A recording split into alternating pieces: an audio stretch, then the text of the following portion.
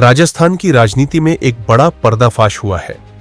जिन नेताओं को जनप्रतिनिधि बनाकर जनता ने विधानसभा में भेजा, वे अब भ्रष्टाचार और फर्जीवाड़े के प्रतीक बन चुके हैं। हम बात कर रहे हैं भारत आदिवासी पार्टी के विधायक जयकृष्ण पटेल और राजकुमार रोत की। दो ऐसे चेहरे जो आदिवासी समाज के नाम पर सत्ता में आए, लेकिन अब घोटालों और रिश्वतखोरी की वजह से सवालों के घेरे में है। जयकृष्ण पटेल का मामला तो किसी फिल्मी कहानी से कम नहीं। एक ही सत्र में 3 राज्यों राजस्थान, सिक्किम और गुजरात से बीए की डिग्री लेने का दावा। जिन यूनिवर्सिटियों से डिग्रियां ली गईं, वो या तो मान्यता विहीन थी या फर्जी घोषित हो चुकी है। इन्हीं फर्जी डिग्रियों के दम पर पटेल शिक्षक बने और फिर विधायक की कुर्सी तक पहुंच गए। यही नहीं, पीएम आवास योजना के तहत खुद को विवाहित बताकर सरकारी अनुदान ले लिया, लेकिन चुनावी शपथ पत्र में खुद को अविवाहित घोषित कर दिया। ये झूठ सिर्फ कागजों पर नहीं, नीयत में भी दिखा। राजकुमार रोत का मामला भी कम चौंकाने वाला नहीं।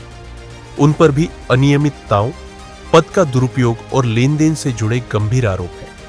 इन दोनों नेताओं की कार्यप्रणाली ने भारत आदिवासी पार्टी की साख पर सवाल खड़े कर दिए। पार्टी जो आदिवासी हितों की बात करती है, वही अब खुद उनके हकों की लूट में लिप्त नजर आ रही है। लेकिन इस पूरे अंधकार में एक उम्मीद की किरण है। राजस्थान के मुख्यमंत्री भजनलाल शर्मा। जैसे ही जयकृष्ण पटेल का मामला सामने आया, भजनलाल सरकार ने बिना देर किए एसीबी को कार्रवाई के निर्देश दिए। जयकृष्ण पटेल को रंगे हाथों रिश्वत लेते गिरफ्तार किया गया।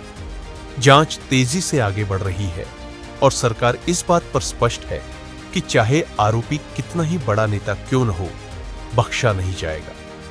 भजनलाल शर्मा की सरकार ने यह भी स्पष्ट किया है कि भारत आदिवासी पार्टी के किसी भी जनप्रतिनिधि को कानून से ऊपर नहीं माना जाएगा। राजस्थान में एक नई राजनीतिक संस्कृति की नींव रखी जा रही है, जहां भ्रष्टाचार नहीं, पारदर्शिता और जवाबदेही चलेगी। यह कहानी सिर्फ 2 विधायकों की नहीं है, यह उस परिवर्तन की शुरुआत है जो राजस्थान की राजनीति को साफ सुथरा बनाएगा। जनता अब सब समझ रही है कौन उनके नाम पर खेल रहा है और कौन सच में उनके लिए लड़ रहा है।